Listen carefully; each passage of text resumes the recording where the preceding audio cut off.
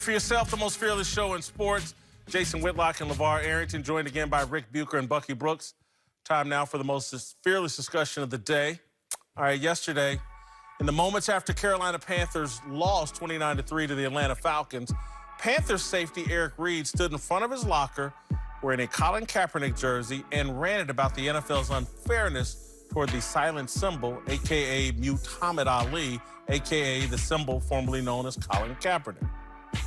I did not speak with the team. I went there on my free time, so then I came back in time for my meetings last night. Of course, I'm going to be there for my brother. Y'all seen that. The way he fights for people, the way he fights for justice, I want to make sure I'm there supporting him. So I'm happy I was able to do that, and it timed out well. All right, that's bizarre. The NFL team that pays Reid millions of dollars to play football just fell to 5-5, 3 games behind the Saints in the NFC South and 3 games outside of the NFC playoff picture. But Reid only cares about Colin Kaepernick. His employer and profession don't matter. Neither does promoting awareness around police brutality. Only Kaepernick's football career matters. Reid is the leader of the Caps Life Matter movement. It's a movement that started when Colin Kaepernick's brand as a tatted-up Beats by Dre hip-hop football revolutionary started to wane, and Cap tried to salvage it by protesting during the national anthem. The most ardent supporters of Caps Life Matter are guys who are just like Colin Kaepernick, awkward and confused, nerds struggling with their racial identity. Reid, Texans receiver Kenny Stills, and Kaepernick all fit the same profile. Black athletes who grew up in predominantly white environments. Taking a knee during the national anthem makes them feel authentically black. I have some level of sympathy for them. I'm sure as kids they were called sellouts for the way they talk, for not fitting in, for not being stereotypically black. I'm sure that cornrows, tats, big afros, and being polarizing makes them feel better about themselves and better about the decisions they have made. But sympathy does not equate to respect. Yesterday morning, 5 hours before kickoff, Eric Reid tweeted at ESPN's Stephen A. Smith, accusing Smith, Philadelphia safety Malcolm Jenkins, and hip-hop mogul Jay-Z of doing the bidding of the NFL. In the Cap Life Matter movement, Smith, Jenkins, and Jay-Z are sellouts, and Reid, Stills, and Kaepernick are Malcolm X, Martin Luther King, and Muhammad Ali. Stop it. Reid, Stills, and Cap are Mo, Larry, and Curly, the Three Stooges. I've never talked to one black adult off camera who doesn't recognize what Reid and Stills and Cap are doing. They're kneeling for black street cred. It has nothing to do with Rodney King or any other victim of police brutality. It's a self-branding tool. It's an Instagram model who doctors her pics to enhance her assets. The whole gimmick is so obvious, brazen, and self-serving and unfair, they don't care whose reputation gets smeared in service to Kaepernick's brand and legacy. Jenkins, J.D. Smith, 31 NFL owners, and Roger Goodell, they're all sellouts or bigots not to be trusted. Only Cap's life matters. It's been that way for 3 years. The social justice protest was just a beard for Cap, Reid, and their supporters on Twitter. All right, guys, LeVar, get us rolling. Was the entire protest more about Colin Kaepernick or social justice?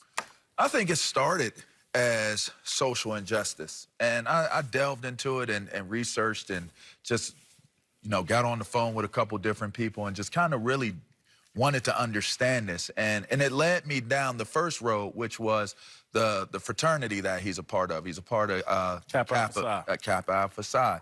And I spoke to a few close friends that are part of the fraternity, a couple that are part of Omega Psi Phi as well. And the overwhelming arcing deal that they have is community service, committed to community. I do believe, based upon the community that he's been a part of, that influenced him a lot in the beginning of why social injustice was so important to him. And I believe that that is why there was so much support behind him when he started taking the knee. Now, as time went on, I do believe that this has morphed into what I would call, it went from him being someone who was an advocate for social injustice to being a figure of social injustice. Once it turned from him being the advocate to the figure, then now it has even since evolved and has turned into more of figurehead, meaning inspiration and empowerment to the Black community. And I think that it's based upon what happens to Kaepernick directly, which I think that's where, when that morphing took place, I think that's where maybe the train, so to speak, went off of the rails. No, I think his efforts were sincere. I think his efforts were very sincere in the beginning. I believe he put his money where his mouth was. He invested in the community, did things that were very positive and uplifting. For years, we talked about athletes not being active in the community, not being active when it came to political issues. So I do believe it was something that he was doing as a sincere effort to raise awareness about the topic. I think what happens, though, and this happened for even our great leaders, sometimes your message can be clouded by distraction. And I think some of the missteps that he may have taken when you wear T-shirts with Fidel Castro and some of the other things, the messaging, the pigs on the socks, it takes away from what your initial intent was. And so I think typically that's something that maturity helps you come out of that. We've seen great leaders like Malcolm X have to deal with missteps, things that they were said that they've had to apologize for and get back on track. I think with Colin, I don't know if he knew how big this was. Yeah. And when we talk about being an activist and we talk about being a mouthpiece, man, there's a lot of knowledge and education that comes with that. There's a lot of responsibility that comes with that. And every action that you take when you're in that light, it comes with consequences. And so I just don't know if he fully knew everything that he was taking on when he decided to be very, very active in the community. He's a rebel without a roadmap. I agree with you 1,000%. Living in the Bay Area, I saw this blossom. Remember, it wasn't a knee at first, and he wasn't looking to play to the cameras. He was sitting down on the bench, and it was almost, the cameras just caught him as an afterthought, and then the question was raised, and he had to answer it, and he wasn't prepared for the platform that he was suddenly taking. I think there was a reason behind him sitting. I think it was, I want to protest, but he wasn't trying to do it in an overt way. And he was not ready when this thing blew up on him. And so I was with him at the beginning, because what I took exception to is that people tried to make it everything but what it was about, which was equality and social justice. And I thought that that was important enough. I was going to look past his missteps, and I was going to look past his immaturity, and that he wasn't ready for it, because it was like, let's focus on what's the most important thing. But as you said, it's evolved into something else. What happened over the weekend wasn't about equality or social justice. It wasn't even about football. It was about the fight between Colin Kaepernick and the NFL. There you go. And to say, I'm trying to win this. And you guys tried to pull a fast one on me, and I'm going to pull a fast one on you. And for all of us, and look, we call this a fearless show.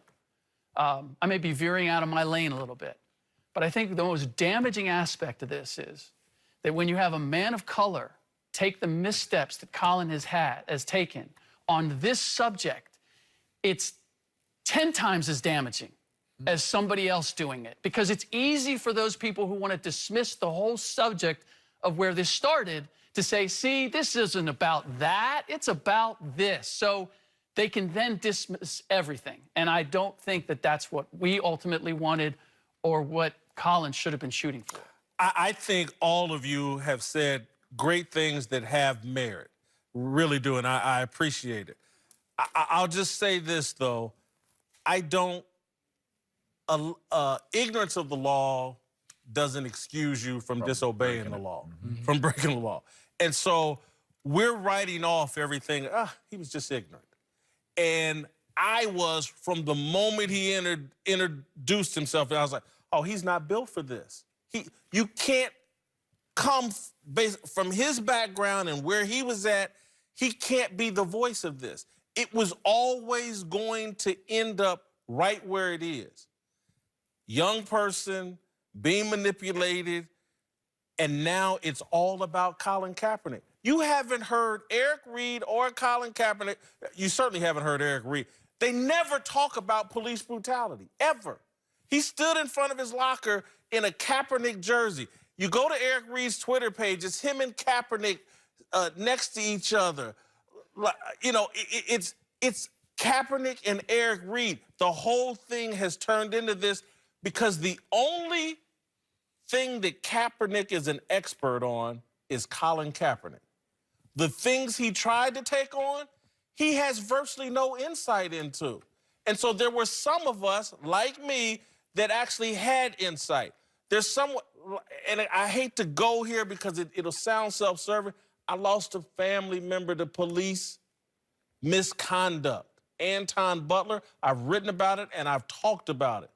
And I watched someone who doesn't know a damn thing about it insert himself into the middle of it. And I was like, where's it gonna go? This dude ain't even figured himself out yet, but he's gonna take on this in America on a football field? Yeah. And that my whole point was like, you got a problem with the police, take your ass to the police department and let's complain there. It's always been misguided, and now where we're at now, it's an entire conversation about a multi-millionaire athlete and his dispute with a multi-billion-dollar business. And again, this is why I keep going always back. Oh, this is that trickle-down social justice. We're going to handle it up here for this multi-millionaire Kaepernick, and the justice is going to rain down on Anton Butler and the people in my family and yours and everybody else's family at the bottom. Hell no. That's not the, justice comes from the ground up, not from the top down. Colin Kaepernick is a pampered millionaire athlete who has some justifiable identity issues, but for him to sit up here and put himself on a cross, the NFL's paid him $40, $50, $60 million, and now he's on the cross like he's been crucified? Are you kidding me? And I look at people running around acting like, oh, he's this great victim. When some of us know some real victims, stop it. Some white family rescued this kid and gave him a chance at life, and now he in this country, and now you want to sit up here and be a symbol taking a dump on this country and accusing everybody of being racist? It's a joke. And it infuriates me to no end. And I do agree with y'all that he probably did have some good intentions at the start. But the road to hell is paved with great intentions. You have to take on things you can actually accomplish when you're trying to operate at that level. You can't be, oh, I'm going to do this in my spare time while I'm quarterbacking a football team. I'm going to lead a racial movement. Are you kidding me? And he wants no parts of it. So I think I've said all of it. Anybody? I just got to be quick. I mean, just super quickly, again, I do think that it was a genuine start to it. I just think that now, for me personally, I'm just trying to figure out what's the whats and the whys with this whole thing. I don't know if it's like, I've come to a feeling that it is him versus the National Football League, and everybody wants to see how it ends. And if that's the case, then just say that. Just say that. Because now the waters have been muddied so much so that we don't know where one begins, where one line begins, and where one line ends as it applies to whether it's Colin and his job situation, whether it's Colin and social injustices, whether it's the National Football League, or whether it's police brutality. And I think that that's wrong. I find that to be wrong. And I'm trying to figure it out because I want to support, but I'm confused. Somebody, Cap gets a job back. My cousin, is he coming back? Is Eric Garner coming back? If Cap gets an NFL job? What is the ultimate end? That's where we're at. Coming up, Tua Tagovailoa is out for the year, and some people are saying Nick Saban is to blame. We'll tell you what we